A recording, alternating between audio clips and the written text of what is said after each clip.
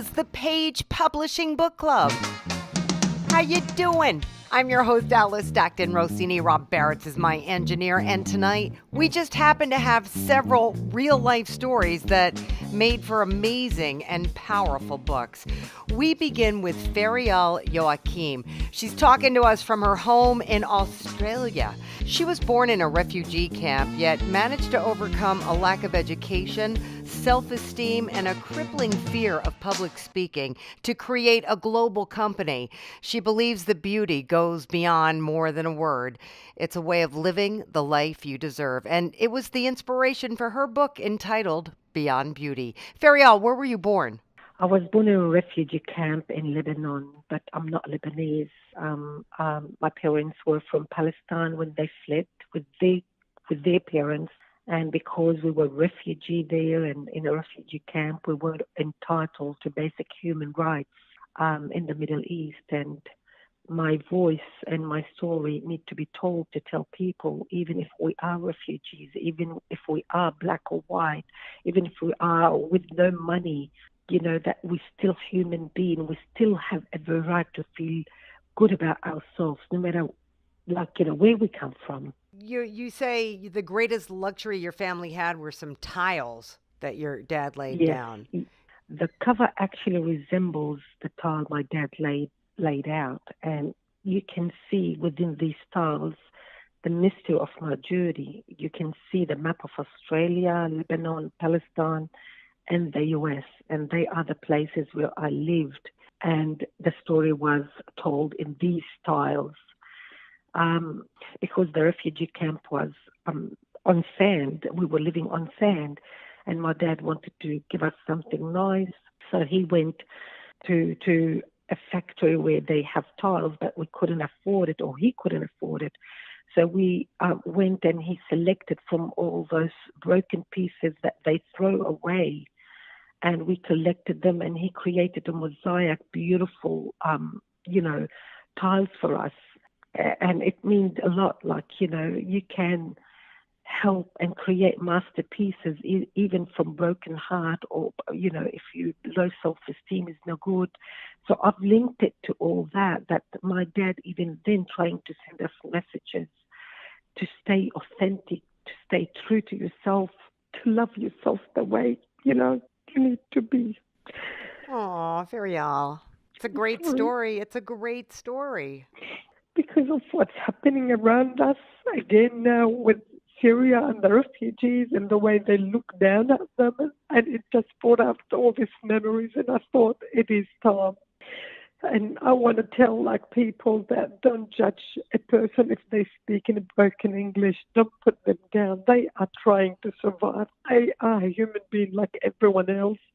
Do you think they want to leave their country, or do you think they want to be in a position like I was? But sometimes you are put in a position that we can't help. It's so true. And, people don't understand, and they don't take the time to understand, and politics gets involved, and it just becomes such a mess. Absolutely. Well, hopefully you're telling a lot of people, and you're traveling around the world doing book signings on this book. I am. I'm very blessed that I can do this, and in hope to touch people's heart and get my message out. Yeah. I have got a couple of ladies working with me. I'm doing it on social media. I'm contacting friends that I know, if they know others. And through a friend in Dubai, I got actually a contact in Virgin Megastore in Lebanon, and they would like me to go back and do book signing in Lebanon. And I'm going to take this opportunity when I go back in May. Actually, that's my plan. I want to go to Marilias, where the refugee camp is, and hopefully take a crew with me and give the children my book in hope to inspire them and to tell them I was in your shoes, and hopefully that they can get out and get, help from someone, that their appeal will be heard. So that's my intention. I'm in Australia now running the beauty pageant. But then again, the beauty pageant is not based on top models. It's based on role models I've been running it for 4 years, and my job is to encourage these young women to embrace who they are, and be the person that they're going to be on stage, that other people around them or this young generation going to follow their footsteps and say, I want to be like this woman. Oh, good for you, Fariel. Thank you so much. We need more people like you. Ken Harvey is our next author, and that name might sound familiar. He was a linebacker, first for the Arizona Cardinals and then the Washington Redskins. It was during that time he started writing children's books, and now he's written his first book for adults. It's entitled Alone. No connection to your life, right? Nope, none whatsoever. It's the book is trying to explore just the way people think. Sometimes we think that we can raise the perfect person, but sometimes we don't realize ourselves the issues that we have to deal with. And I try to study the mind a little bit, and I think that we all bring stuff with us sometimes, and if we haven't gotten ourselves right, a lot of times we bring that or put that on our kids. I think I just found a word. It was intergenerational transmission, that you be passing down to the next generation without realizing it sometimes. And so that's kind of that story of these women who want to raise this kid in what they think is the right way, but they bring a lot of their junk and issues with them. And so as I wanted to see as a writer, or trying to test myself, I wanted to see if I could write it in the voice of a woman. And it was a little struggle, but did it. So there you go. Well, she's on a cruise, and there's a storm, and Right. she ends up on a lifeboat, and then she ends up on an island with Right. a young boy and an injured man. So the injured man, actually, he's when the ship goes down, there are three other women and a young boy, and then this guy who's injured, and he actually ends up dying before they get to the island. Oh, And so when they get to the island, it's just the four women and this 14-year-old boy. And over time, over 4-year period, it ends up with the one boy who's now 18 and the one lady who's left who's in her late 20s. She had just graduated from college. And so he's now the aggressor, and he's going after her. And she's trying to fight him off, but she's also fighting a battle with herself. Is she going to be alone on the island? Does she just give in? Is this the way her life is going to be? She's angry at God. And so she's going through these internal struggles. And then the book starts off in the middle. And then as they end up getting rescued, he kind of believes that he kind of makes up the excuse that he was on the island. He lost his mind. He didn't know what happened and the whole thing. But he writes a book about his time on the island, becomes this mega movie star. He's this good looking guy, has a whole lot of money. She just wants to kind of fade off and go into her own world and just blend in with everybody else and just forget the whole island adventure. But he still secretly wants her. And so it's still kind of that cat and mouse game, but no one believes that he's a bad guy because he's kind of risen to the ranks of the Hollywood movie star. ooh, good one. Lots of layers to this story. Yeah, and it's kind of funny that it's kind of topical now, with all the issues in Hollywood and all that stuff. So Yeah, nice. it's hard. The one hard thing is that it's good and bad. But being a former football player, people expect you to write, either a self-help book or a football book or something like that. No one's really expecting a book, especially written in the voice of a woman, from me. And so I have to kind of get to that audience that's willing to accept that you don't have to write the same type of book, and you can be creative. That's absolutely right, Ken, so don't give up. Thank you. Stephanie Keegan was an English major, and she had a children's book idea in her head from the time she was a little girl. Finally, she's written it down, and the name of her book is No Head Fred Said, Get Healthy and Stay Safe. What was this inspiration? So I had a childhood drawing that I drew when I was in elementary school, and I said I'm going to use that character and write some kids' books. So this is your first in a series of kids' books. Yes. Do you have kids? I do. They're both grown. Matter of fact, my son named the character for me. Told my son I need a catchy name, and the character doesn't really have a head. He has a face. So he said, "No head, Fred." What's his face on if he doesn't have a head? He's a stick man, and his eyes and his nose are connected. 3 round circles. And then his eyebrows and his mouth just kind of hang there in the air, under his eyes and nose. And I mean, he's a cute character. It's an interactive book. The kids are able to choose between 2 different scenarios. And in the first one, there's 5 different scenarios on staying safe. A couple of them are pretty relevant nowadays, what to do if a stranger offers you a ride or if you find a gun. So I think they're kind of relevant for today's society. One is the correct answer, and of course the other isn't, sort of giving them a clue also. And they just choose the correct one. And the parents can read along. Yeah, and it kind of spurs conversation. I mean, and I think images in a book, help children to kind of see and get it in their head better that, what the situation could be. I think they're pretty good books. So how do you get these books to the kids that you want to read them? Well, so far I've been going around. I've been doing some book readings. I've been donating them to libraries. I do book signings and book sales. So I've had one at Barnes & Noble because they are sold online at Barnes & Noble and Amazon.com. And, I set up everything myself. It's been fun. I've had a lot of fun doing it. Because I'll tell you, a lot of people listening, people who want to be authors, the one thing I run into over and over again is people that don't know how or are afraid to sell their own book. Trust me, you don't realize that until after you've written the book. You have fun writing the book and seeing it processed and everything. And then you're like, oh, gosh, I have to sell this thing. And, you really have to push the book yourself.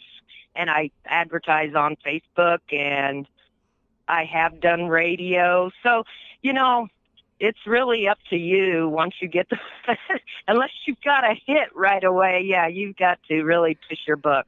A lot of times I'll just send them to the library to say, hey, I'm donating you this book, and this costs you money too. Everything costs money if you want to make money, but if you want to put them in book awards, there's all kind of book sites out there that give away awards for books, and so that's one way to get it noticed. And you have to sell so many a quarter, and they'll send you in checks. I've received a couple checks, and I've sold some on my own too, because we're able to purchase our books, a little bit cheaper, and then we can take them out and sell them too.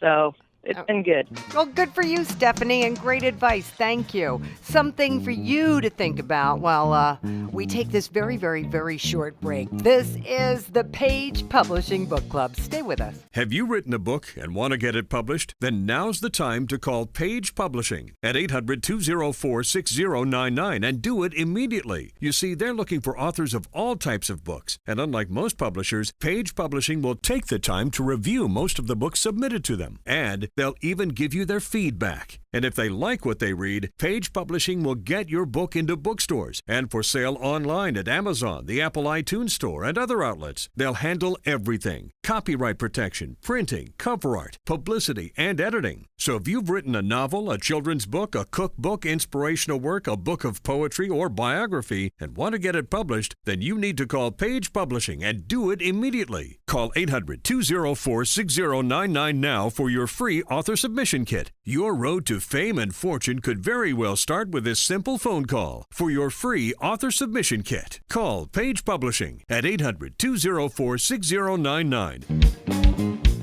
We're back on the Page Publishing Book Club. I'm your host, Alice Stockton Rossini. Sometimes things happen to children, and they don't even know what happened to them was wrong until years later.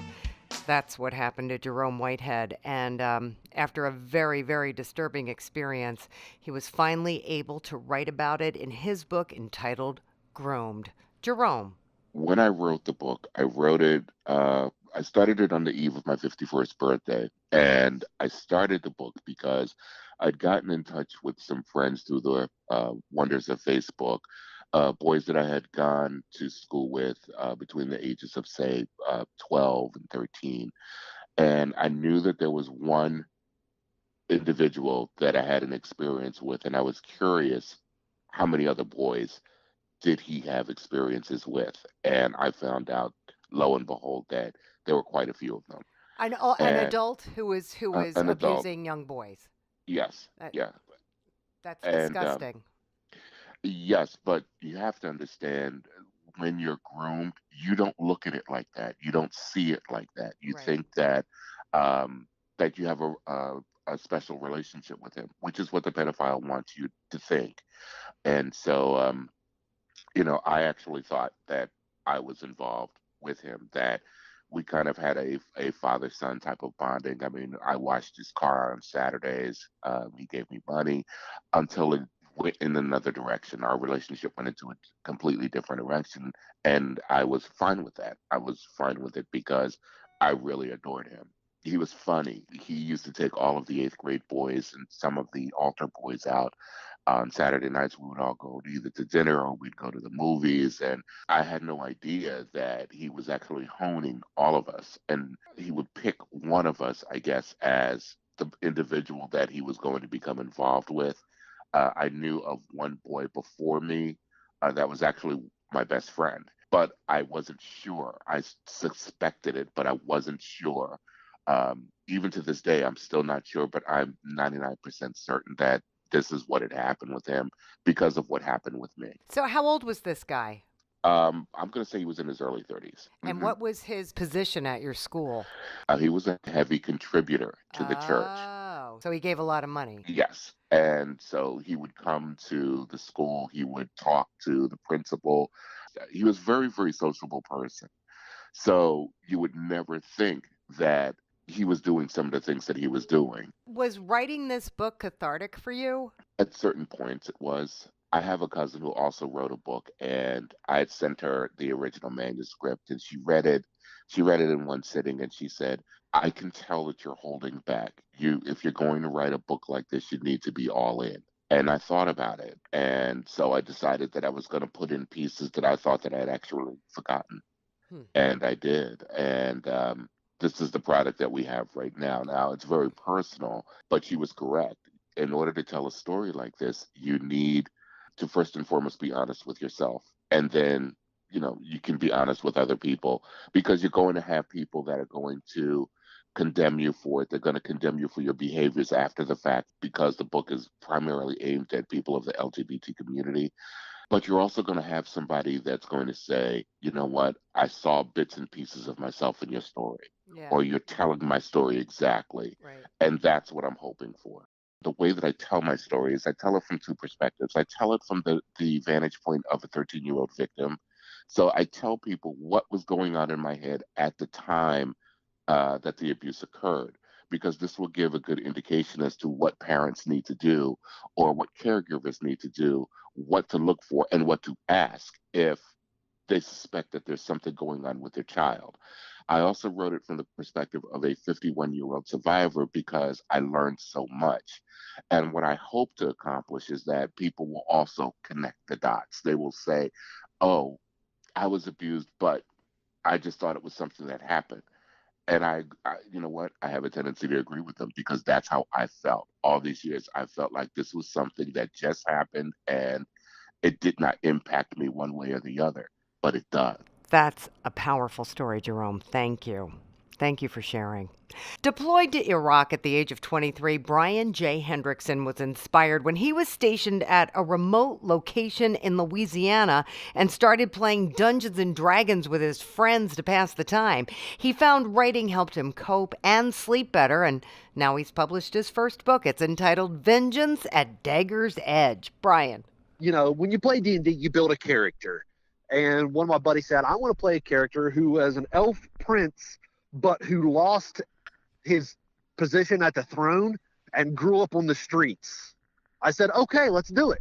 Then I wanted to go that step further, and I wrote his background of what made him who he is in the future. There is I guess you could call it a greedy human politician. And no, before I say anything else, no, my book is not political in any way, shape, or form. This is not an undertone for the government. This is something that came out of my imagination.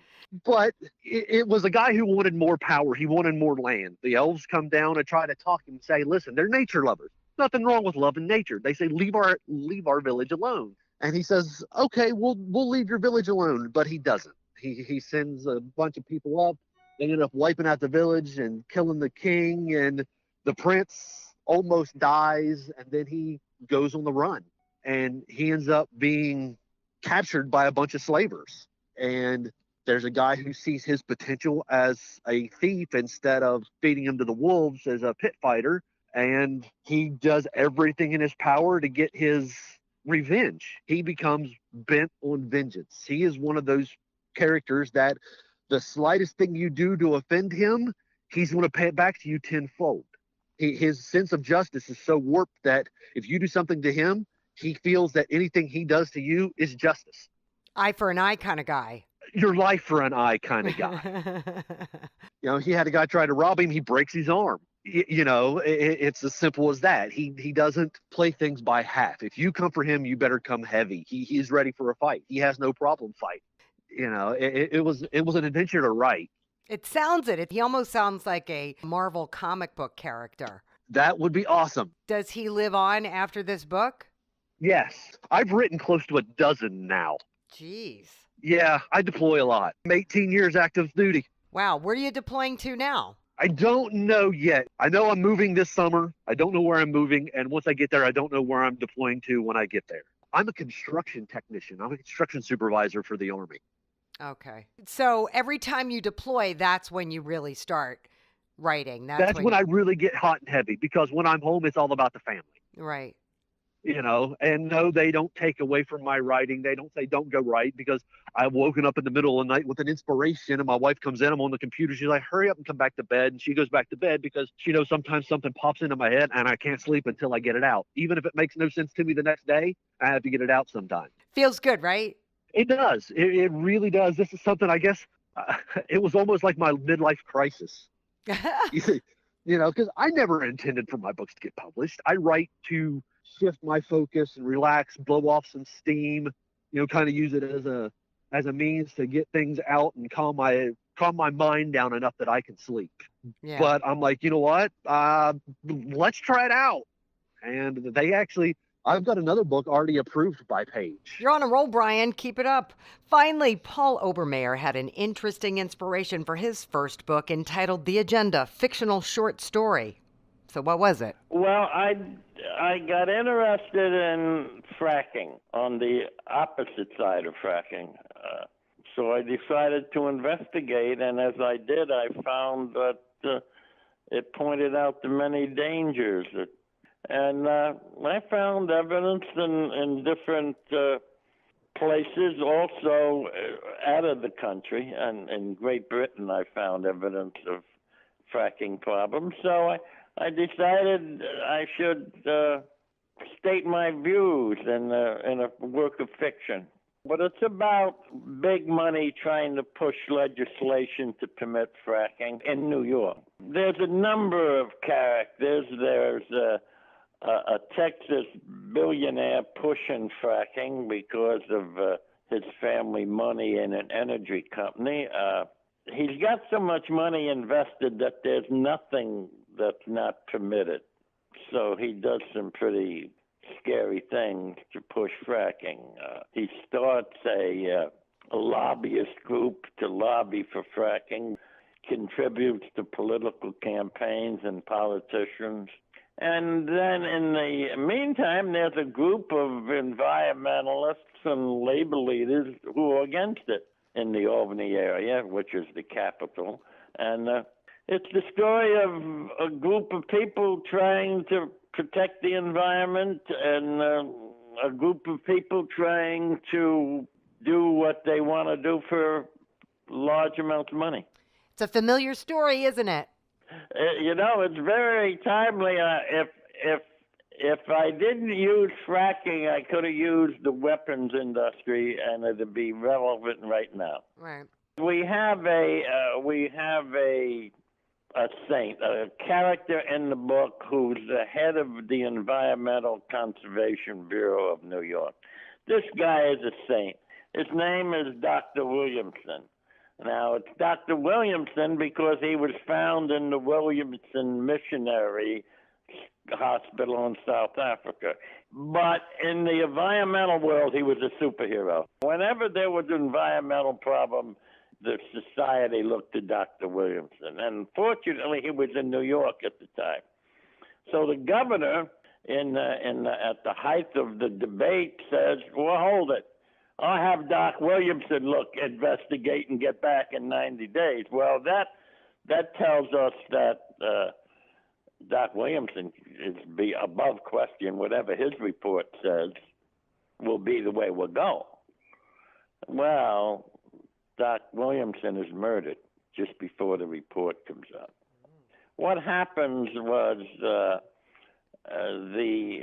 Williamson was a black. He was born in South Africa. He was a descendant of one of the African tribes. So the day he dies in the hospital, a couple of the environmentalists are leaving the hospital. They were very close friends to him. And they're approached by a black man who tells them he is Colonel Mobutu of the South African Security Service. His mission, assigned by the president of South Africa, a close friend of Dr. Williamson's, is to find justice in the slaying of his tribal brother. All right, Paul, you got big money, mystery, murder, everything in this book. Thank you so much. And thank you so much for tuning in. You know, Rob and I get very lonely here on a Saturday night. Ha! April Fools. Yes, it's officially April Fool's Day. Congratulations, we made it. Listen, have fun today. It's Easter too, I think, right, Rob? Yeah, it's Easter, so happy Easter. And let me remind you that if you don't want to stay up till midnight, you can catch us online anytime you want at 710WOR.com. That's right. Podcast. You can listen to us anytime you want, anywhere you want, as long as you want, as many times as you want. What's better than that? Thank you so much. We will be back next time for another edition of the Page Publishing Book Club. I'm your host, Alice Stockton Rossini. Have a great day.